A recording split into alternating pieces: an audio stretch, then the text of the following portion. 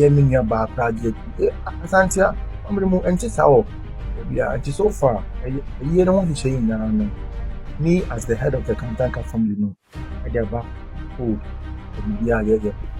Tanya wona wo ka ho ne tu ana mo ko te ko so kompanyifo na ye nya date na ye ho hyehyeye na you have no business, you have no locus.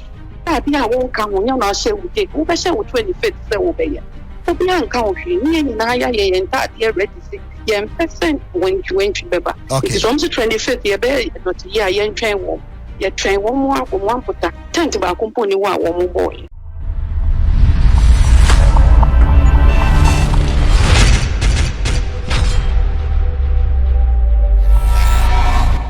Abusuya eye Kantanka Emma Kwadwo Sakfo akonfran ene Adwo Asafo asan de esi ani abomu a obi anya ni team aha expose. Don't forget to say over subscribe and share video no from Empress Ann na mejeso e de amount. Ya papa Apostle Kwadwo Sakfo ekọ ne krechi no abusuya adofo ene anuanom ekoye omo bia na papa yi da wose ye di si no atwam ni nyina ye se wose wosi museum no nso omusie wie ya date ba bonten abusuafo de om de ba 25th of July 25th no ababa betwam ena emma no enso afa bi ya Adwo Asafo a ene ni nuanom ka ye no nso de om de ba on the 30th, on the 31st and on the 8th of August. On the 30th no bia papa yi etna ya ne nyuman ewo gbomua mpata wini bakwan so eho no okira wo beye ewufu som no ho no mo na wo mape no krabre na final funeral rites no omabeye no 31st Independence Square. The Thanksgiving service omaye no on the 8th of August Kumase. San hyehyei no wode ba ya Adwo Asafo a ne nuanom bi akonfran enka ho start hyehyei invitation cards ene nipa kukudam na honorable Adwo Asafo ka ho omokwa round say invite until say yade Kwadwo akonfran esi akonwa so as a leader of the Christo Asafo Mission of Ghana a wokọ ho no mo etuo kasa ya wo chese ya tututuo aboni tirimu a Ghana fo aye bia ne woma ntimi enu nti wose wode ne kopie mu ewo amanane mane kwaje ayalehwe na eyewo etwenyem se ne anya hwekura no 30th ye ba bekwa yie ene da ye da sorry ya akonfran ne abusua ni bia be ye press conference wose ayie so far 30th na da bontina ebinom bohu dero no nya de ebeba so emum no ye nyina ye tie omo ano mo ka se yenti papa last will in the testament enti no eno ba ye no actually ye tie nyina ne se emum ne ba enko my son because of akofuna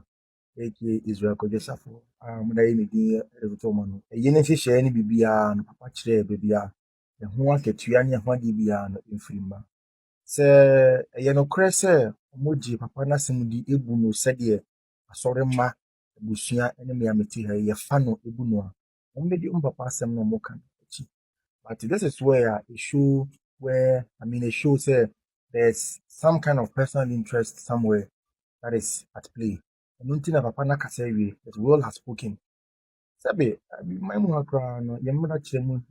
actually say obi free mu a ebusua no ko emum ne ko body ni wo the body goes to the family ne see events ja ana say this year na prekope emma atia gina mu say omo mo koye more even sabi o fan chame na obi an ko jima no nsi bone menua ba akra de asantia amremu enti sawo bia anti so far ye no ho hye na no me as the head of the Kantanka family no I dey back hold obibia ye akonfran abusua no ese yetwam sanse abusua no pese wo hu omodehye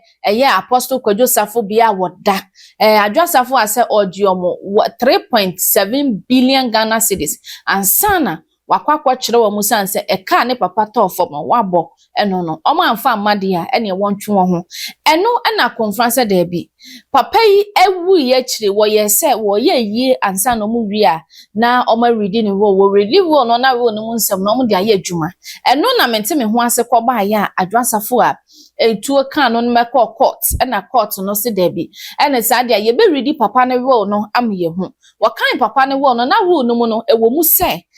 Kwadwo Sakfo papa na tro se wo wu a Kwadwo Safo akonfra ena ye abusua ni nyina eti na kyese mma no anuanom nyina hunu se wo papa ene Kwadwo Safo akonfra wono so no nhwe na yie na wonye na wontutu fie mani nyina nka na ho ene bia sika a wonfa nya na yie bank ahodo a sika da no no wachichemu we nko ha we nye se ni nyina no eyade a okere ni nyina enti no ohwe anim se ni nuanom be moma bom na omaye omo papa na yie nzu besi ne enya de a na ni kosua se wodi ehu ne se anim na ya kanfo nso de anim se wo maame ana wo papa wo dihye bi to na de ne kwahye mo kire kura ewo mu a yekosra no na se odihye wu nso a abusua ena yeyi enya ma emaka busua ho na woni abusua eyeyie na se ne de bia Adwo Asafo a eka no wose ne papa ye de hye kronkron enti ni date ono de ba out no de ye papa wote kokoso ye nana me bodin bo me hu ase ne nsa ahye bi ene ahemfo a eka ho bi ene wo ma no sa date no sa wonfa nye ye ne papa eyie enti date ni de enya de a wono ene ofiri ni pemu ena wode ababeto abontene enti na chese eyiyo no a conference ya cancel why press conference ya cancel no honorable Adwo Asafo a enso de nsa esi ne bopim on Angel FM mo morning show so eka echiremu essay nti me ka de asisu dua etisu piece on the 3rd year kogo Mwampota to bury my late father. 31st of July about Independence Square ababe funeral service no. Now on the 8th of August, Yakobi Abakumase Asantinemu, Yabaye Nasi Asori. Until Bia or say Maso, Ebebaso, Maso. The case is Sudia said, Yanko Hatasrono, or my Yana Wading and Quania on the 30th, Ebebaso. Yawada way, a yene basso. Yawade, Chinachi, Yawade, a yeno. Ebebaso. May cut this on 2 grounds, on 2 reasons. And maybe reasons no so entire I leave the public to judge. Yeah, well, and I mean, I bear my 5 for and a just side and a patrilineal side, and I'm a press conference. I will make papa fee.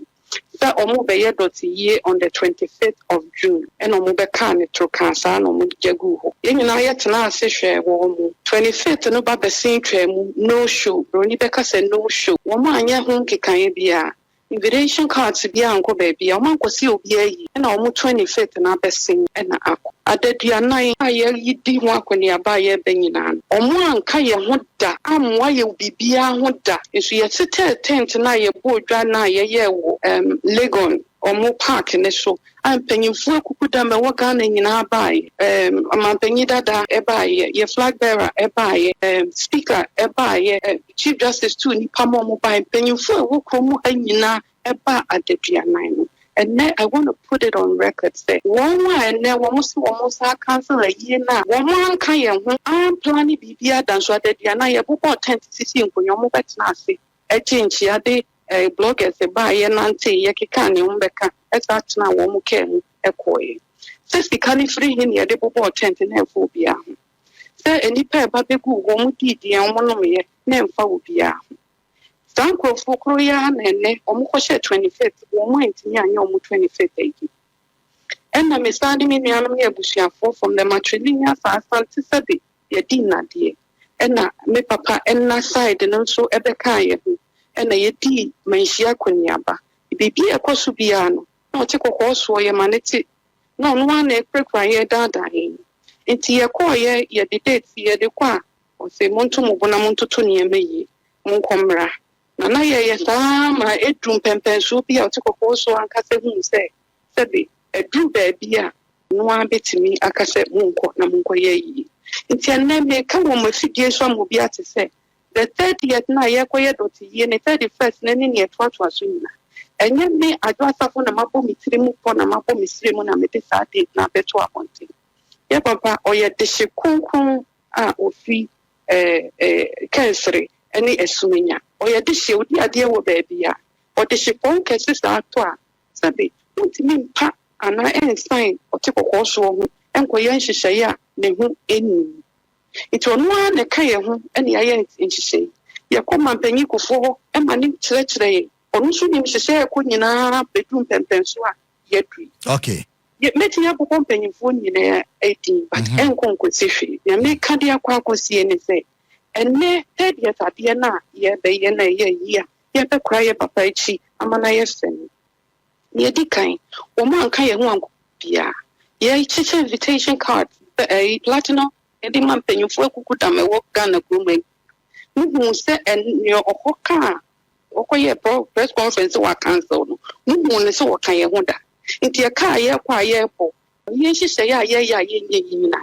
Obia ne kapre nim to betimi akotena in the comfort of the house. Na wa ka se matu ahyeda. Wo mna ne kapre nim ti sanso wo mo ka. Na me nim se ye da na wo ye na na wo ka nti. Ye nye ye nti ye mo ka. Minti bida. Number 2. Tanya wona wo ka ho ne tu ana monko te kokko so kompanyifo na ye nya date na ye ho hyehyeye na. You have no business. You have no locus. Abi a won ka ho nya na hye wo date. Wo be hye wo 25th se wo be ye. Obi an ka ho hwe ni na ya ye enta ade ready say ye percent when beba. It is almost 25th ye be dot ye ye ntwen wo. Ye twen wo mo amputa. Tent ba komponi wo a wo mo boy. Nti ende me anu ebusua ne aso mpanyifo ebi ya hoboa ama na sipi enra na yankopon ye madom na mitimi gigi me nuro nyina afi baabi e kohwe me amonane ene ye de mababedu me bedu ye mpanyifo afre me phone isu bisa ebeba so it tells you the readiness and the preparedness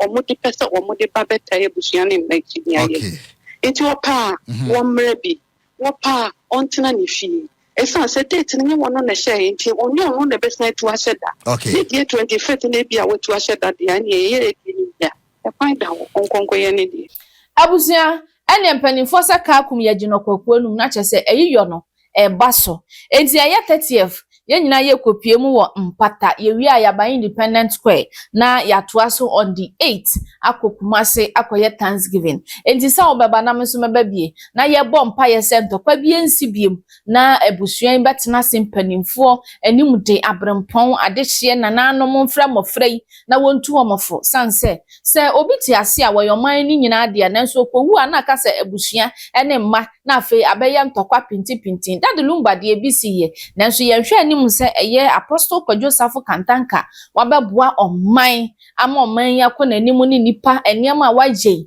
na ebewie che na ni wo be ye basase lumba de bi a ye nya na legacy no chena emanfo ema mete na bakwasam de be ya rehopa fo adwentwa fa comment section ase na like video no na share makra